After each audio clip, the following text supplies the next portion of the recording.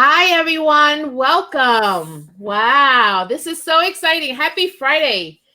Thank you for joining us this morning. You are watching Coffee Time with Masterminds, and today's episode is really important. We're talking about organizational learning, which is the process of collecting information, reflecting on it, and using the findings to improve our performance or our practices. And there hasn't been a more obvious time to do this than now, but not just because of the pandemic. But I learned last week that about 90% of nonprofit executives care deeply about learning, but very few of them report having a process in documenting that learning and capturing their new knowledge. It is our hope that after today's coffee time, you'll be leading your organization toward the path of organizational learning. This is exciting. It's about innovation and adaptation.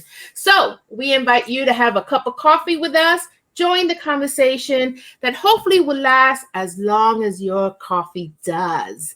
And for those of us who are new, we want you to know that Coffee Time with Masterminds is a series of conversations about urgent issues for today's nonprofit leaders.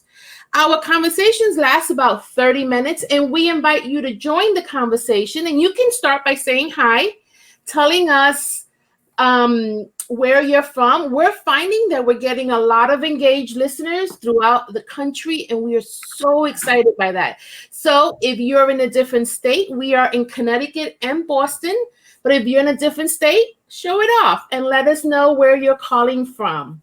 So in the meantime, I'll start with introductions. I'll start with me, and then our co-panelists will introduce themselves. I am Cynthia Rojas. I'm excited to be here. I am the co-founder and principal of To Your Growth, which is a consulting firm that works on organizational development, change management, and leadership development.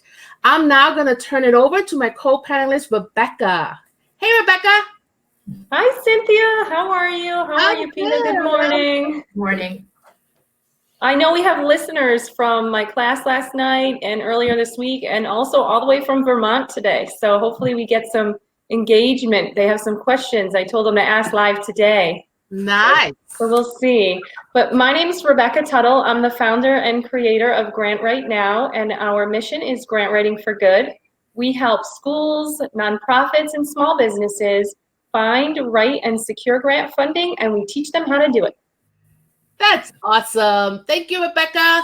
And Peter Blakely, how are you today? I'm great. Thank you, Cynthia. Yeah. I am Peter Blakely, founder and principal of Blakely Consulting, and I help mission-based organizations measure and maximize their impact. All right. So we're getting some introductions. We have Renee Calendar. Good morning, Renee. We have Sandra Brown from Rhode Island. Yay! Yay!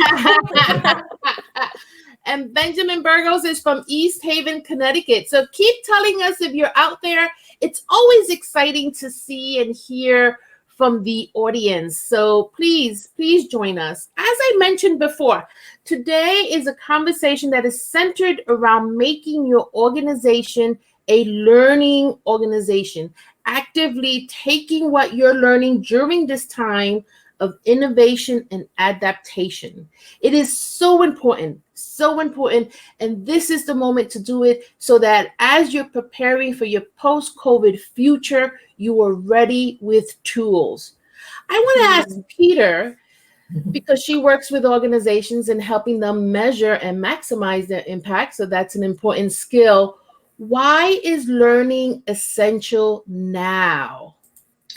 Many programs are adapting their models, either to work around some resource that's not available right now, like physical classrooms and the ability to gather, or to meet a new need that's been created by the pandemic crisis.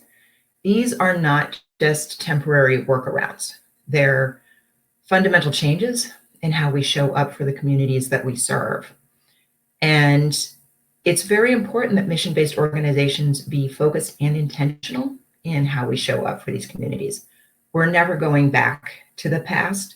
So let's be careful and thoughtful about how we document these innovations and learnings so that we can make conscious, deliberate, and thoughtful decisions about which of these changes we're going to bring forward with us into the post-COVID future.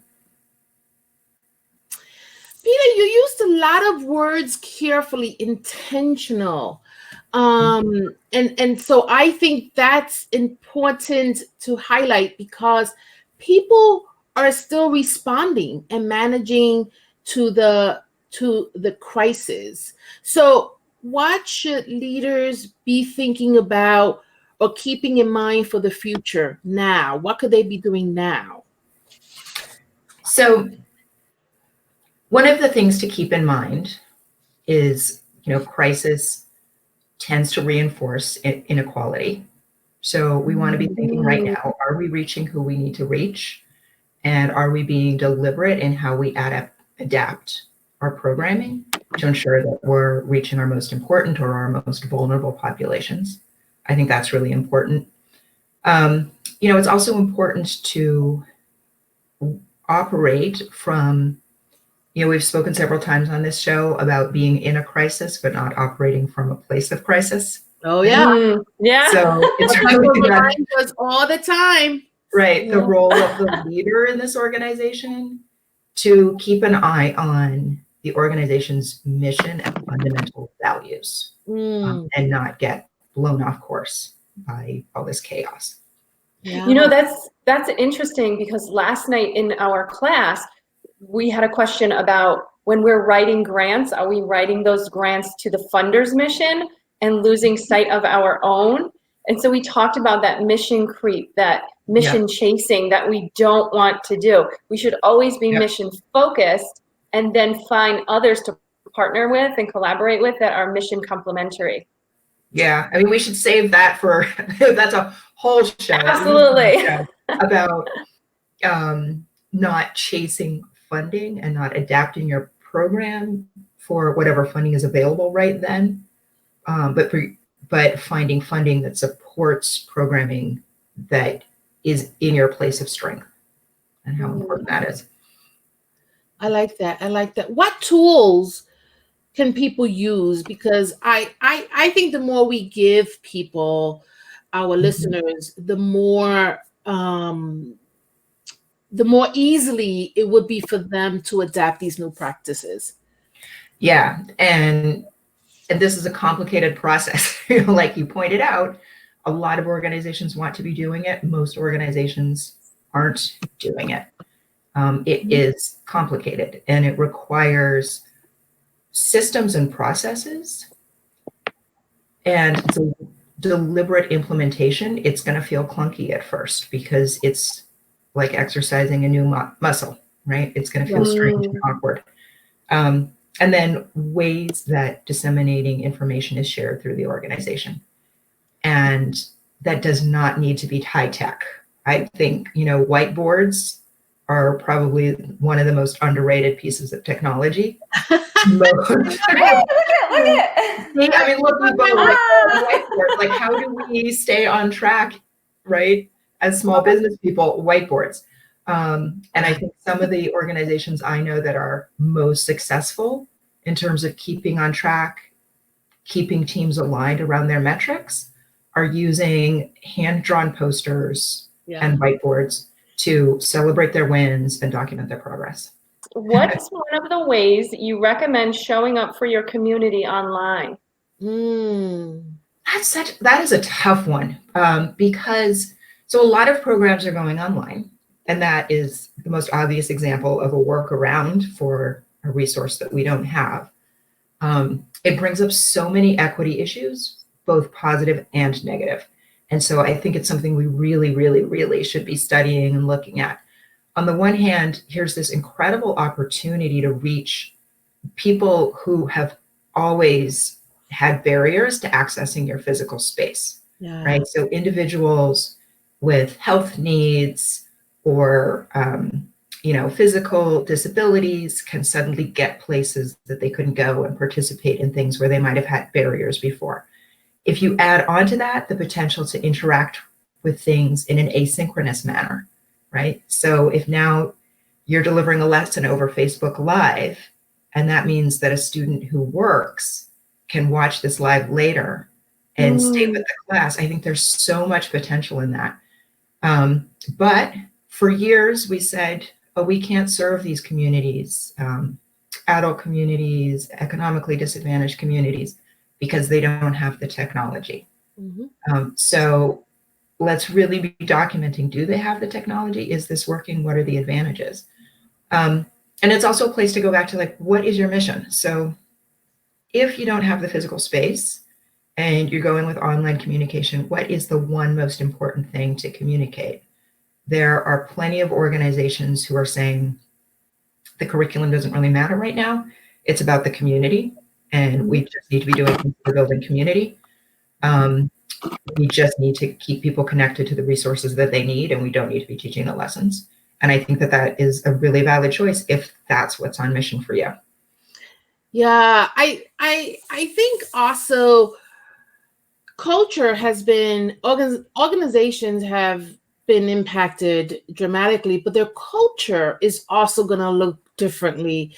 And when you're talking about innovation and adaptation, what leaders need to be aware of is, do you have a safe environment or safe culture where your staff can feel like they can be innovative and try something new? Yeah, I mean, that's absolutely a prerequisite. Yeah. You have to have that, that notion of psychological safety, that appears here, but you definitely, and that comes from leadership, have to create an environment where people can run experiments and where it's okay to try something out and then agree that it didn't work. Yeah. I think that agreement that it didn't work is huge there, and not the freedom, but it's almost like we heard for years and years in the nonprofit, give yourself permission to do this or to try. Nobody needs permission. If you have an idea and it's innovative, right now we're all trying to problem solve and move solution forward. Just put it out there. Just give it a try. Everyone to agree to do it. I love that. That's a great. I love the expression that I've been hearing recently, fail forward. There's nothing wrong with failing. Fail, document it, move forward. Love it. So let's all commit to failing forward. Yeah. Model coffee time with failing forward. I do, like we're doing with this show. Yeah, I do want to mention something. I didn't want to interrupt you before, Peter, but so we had a viewer email us and comment about our whiteboards. And I so appreciate, and just for the people watching us, I want you to know that we do talk about our whiteboards. Rebecca and I have a little bit of a competition. I too have one as big as hers, and we're trying to see if we could get Peter to get one as well. But I love when you say use your whiteboard, use poster paper, right? Because I don't want to give leaders another task or more advice that feels overwhelming during this time, because we want to be sensitive to we are still managing a crisis and planning for the future. But I think your tips about whiteboard, poster paper, write it down, have a conversation. Where can they have these conversations? Who should be in the conversation? You have any thoughts about that? Oh, everybody, right? So obviously the program staff, but particularly frontline staff, the people who have the most contact in the community, and community members, right? It's the people that you're serving. They are a resource in this, and they have a lot of knowledge about the situation. The documentation process doesn't need to be complicated, right? I don't want people to think like they can't make any adaptation without pulling in the entire board, right? And this certainly shouldn't be slowing the rate of innovation or adaptation. But let's think of this as a journal, So could we have a simple template where we document here's why we were looking at a change, right? Here is the resource that was missing or the outcome that we weren't getting. Here is the experiment that we conducted, what we expected to happen. Did it happen or not? And therefore, what are we bringing forward? And this could be a 5-minute process during your staff meeting, during your program meetings, right? Mhm. Just jot this down and then imagine that you have this ongoing journal of this. So later in time, you can flip back and understand why the program design is the way it is and what parts you still need to be doing. I love that. I love that. And Rebecca, I'm sure you have something to respond, but I do want to add that for my own practice, I find documenting why I made a decision is just as important, because I can almost guarantee you 9, 10, 11 months from now, you may not remember why you decided to go that route when now another route seems so obvious. And the why becomes important to the learning. Mm. That's good. But Rebecca, do you have something to share in terms how this relates to funding and grant writing and building relationships with funders? So I just want to touch on that quick. The why also helps with the buy-in when you're trying to get everyone to rally around. Yeah. Thank you. We have a question. Yes. So I'll hold off on my remarks because I think it's important to get some of these questions out. But Yay! if you're someone who uses public resources, we had spoken earlier about the technologies and are those technologies available in everyone's home and some of the barriers to accessibility. If you're someone who uses public resources like a library to access those types of things, then how do we adapt that going forward? And that's certainly something that those organizations are going to have to adapt internally to make those and continue those accessibilities for us. And such a great example of an organization that they've really shifted their mission, from being a place with a lot of books, which 100 years ago was a technology and knowledge center, right? To how do we operationalize that mission now, right? And they are a technology and knowledge center, and I would say even more importantly, a community center at this point in history. Yeah, absolutely. So when you say, I'm looking at your question. When you say adapt for that going forward, when you say public resources, do you mean technology? So we'll wait for C to respond, just to make sure we answer her question. And so, Rebecca, do you have any thoughts, responses to what Peter was saying in terms of how it relates to funding? Well, funders want to know, what are you proposing to do? And what is the solution you're proposing to that unmet need?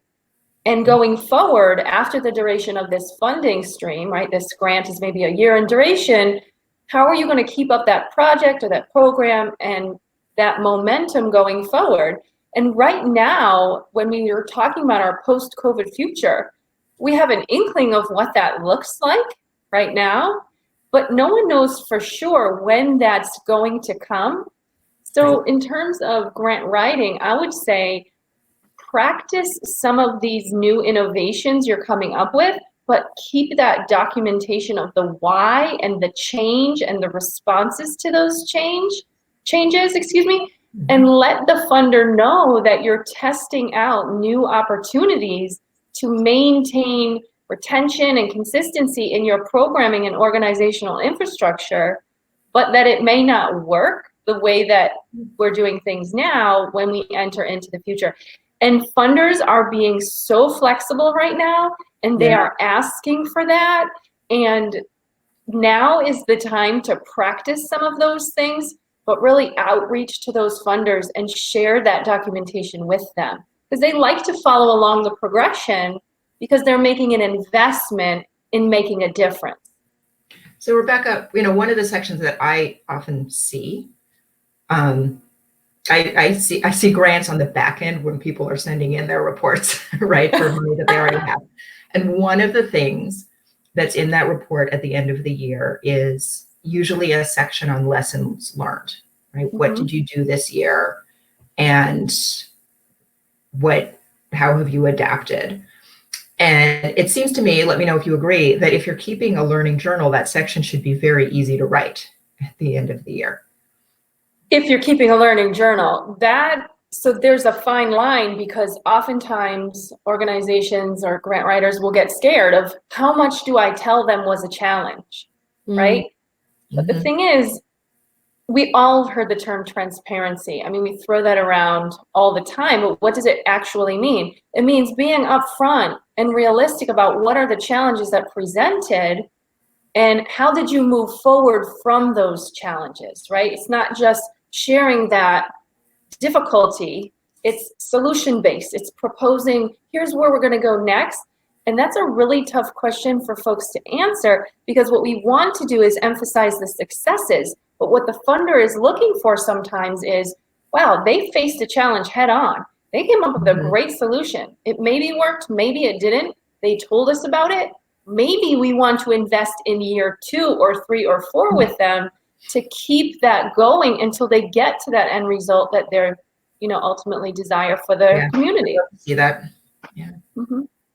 I think there's a level of sophistication that comes with the knowledge you gain from your learning. I've not been in a position of giving grants, but I know a lot of foundation folks, and I would imagine a good day is when a CEO or an executive director comes and says, this is where we were.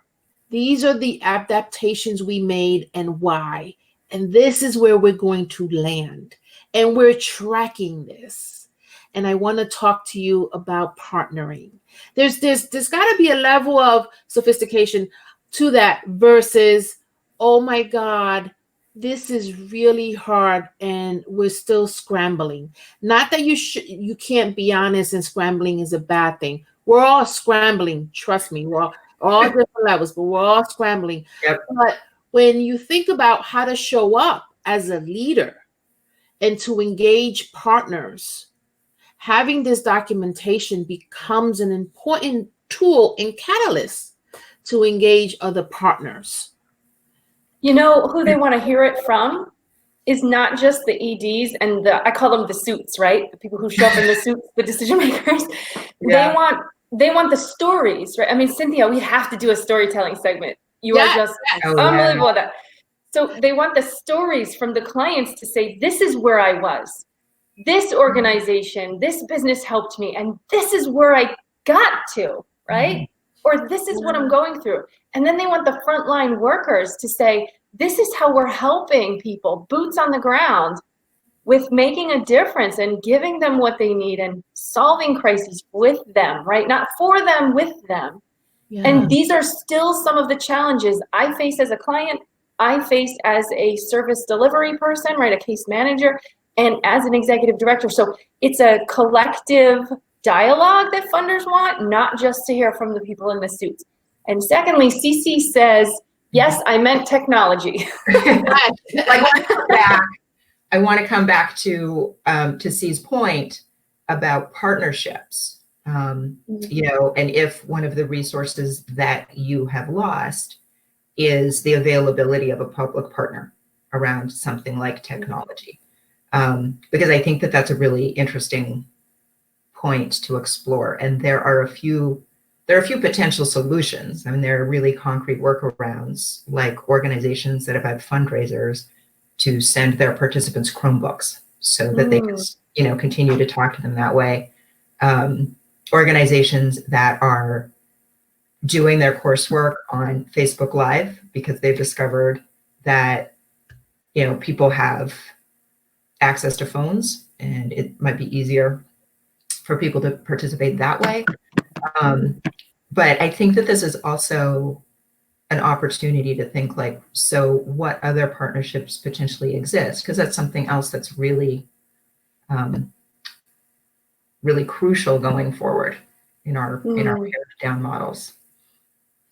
I think also what I realize is that our infrastructure has really been supporting our towns and state, and I'm sure this is happening nationally, but our cable service companies are offering all kinds of, well, I can't advertise for them because I don't know all the details, but I was really surprised when I had a cable issue the other day, checking out the website, and there are things that they're offering to families. I think things like free internet and stuff like that for a time period, but those time periods may be extended. I mean, We're discovering, right? I mean, I think we're discovering now that internet access is basic infrastructure like electricity and water. Yeah. The role of those organizations is going to change. Maybe imagine if we get internet access the way we have access to parks. They're free. They're in our community. Anybody can grab it. The city of Boston has a program like that, with the goal. Really? Yeah, there is a City of Boston internet access program. Free like parks. Yeah. That's awesome. Because I'll tell you something, and this is Ceci's point, and I'm so glad she used public libraries, because I love libraries. I still go to them, and libraries are important, and they have adapted. If you look at the histories of libraries, I mean, you go in now and some of them look like teen centers. They really are a place and I actually think that's cool. I mean, when you want some peace and quiet, you're like, oh my God, this is a teen center. But it's nice to walk in and hear young people laughing, right, and sharing ideas and just being themselves. And, even the seating areas are nice and cool in libraries now. And so our local library in New Haven, Connecticut has a cafe, and the cafe is all windows. And then 1/3 of it looks out to the library. So I could be in the cafe, but I feel engaged in the library. So kudos to libraries. Yay for continuing. And that is a great example of taking your logic model, right? Your logic model is simply like, we do this and then these things happen, right? And realigning it around your goals at this particular moment in time. So the libraries have a mission of community access and information sharing. They used to have one path that they got there, and now they've incorporated a lot of additional paths and made these resources available to a lot of people, which is another reason that maintaining a logic model in any form and using your logic model to document your adaptations and changes is really important. You said that you are so pro logic models, and I've gained a much deeper appreciation. But I'm realizing that clients I work with, nonprofit organizations, are putting out those logic models that now when you need structure and you need to understand where to pinpoint where the adaptation needs to happen, that sheet of paper or those sheets of paper are really helpful. That's exactly how to use it. Take out your logic model, take a red pen and mark the things that don't work right now, right? And then problem solve around that and create your new logic model. I mean, what a great clean way to document the innovations that you're making that don't require starting from scratch. Yeah. And so, Peter, I just want to give you a minute to tell people where they can go for a sample logic model that you have, which is easy to use, and then we'll close out. There is a link to the sample logic model. I think it's above this video, but you can also find it below. It's near this video at blog.logic-model-guide-form. Cool. Okay, so we are almost at the half-hour mark, and the last couple of times we started with what are some bright spots. I think closing today with what I want to call big wins helps to close this conversation in a really positive note. We are aware how hard this is. There is no denying that. And yet we are being called to lead during this time and show up as our best self. And if you really pay attention, there are some big wins. Well, there's some small wins, but we can make big wins. we can make big deals out of them. So just as a way to wrap up, Peter, do you have a big win this week? I do. So I have two big wins. I'm going to share both of them. One is personal. Last night, the three of us talked, and I had set for myself 3 self-care targets for today, and I accomplished 2 of them before dinner last night. So that is a big win for self-care. Yeah. A big win for maintaining metrics. And my second big win is one of my favorite clients sent me some really great feedback on some logic models that they've been developing for new programming. And it's really cool to see their thinking evolve and crystallize, and their understanding of what they're going to be doing in these new programs is so vivid for me, and that's exciting. That's awesome. Awesome. Rebecca, do you have any big wins this week? Always. Everyone's a big win. So I had 11 students this week, which is awesome. Yes. Great. And we have, my clients and I, 6 grants under review. So that's awesome. They made it through the preliminaries and now they're being reviewed. So everyone keep your fingers crossed. You have such exciting work. Like, the anticipation is always great. And when you win, it's a big deal. It really is. Yeah. So, but even if we don't receive the funds, no means new opportunities. So what are we going to pursue next time? So no is not no forever. How would you fail forward? We're failing forward. We're failing together. I have a bunch of big wins. One is that I usually, when I'm cleaning my house or trying to declutter, donate a lot of my stuff, because it's just easier to put it in the trunk and drive to the Goodwill, and nothing's open, or I haven't even checked, but I don't think they're open. What my husband has taught me is that we could put these things on like the Facebook Marketplace or some other online tag Yeah. What is it? Tag show? No, tag Sales. Yeah. And people buy them. We are selling stuff. Like, really? we would have thrown out, or I would rather donate, but it's like, oh, this is valuable to somebody. So my house is little by little looking more and more decluttered. And if you see me for sale on Facebook Market, okay, I'll try not to buy any stuff. He's lost his mind. Just don't sell your whiteboard. We have a great free share site in my neighborhood where people just post things that they don't need anymore, or people post things that they do need, and that's been really great. I've given away coffee grinders, old iPhones, books, all kinds of stuff. It's fantastic. There's a market. Somebody came the other day and bought half a pack of light bulbs that we don't need, that we don't use anymore. So there's a market for everything. So that's my big win. Rebecca. We have one more remark. So wonderful. CMM, we have to follow up with her offline because she's really into this. So thank you.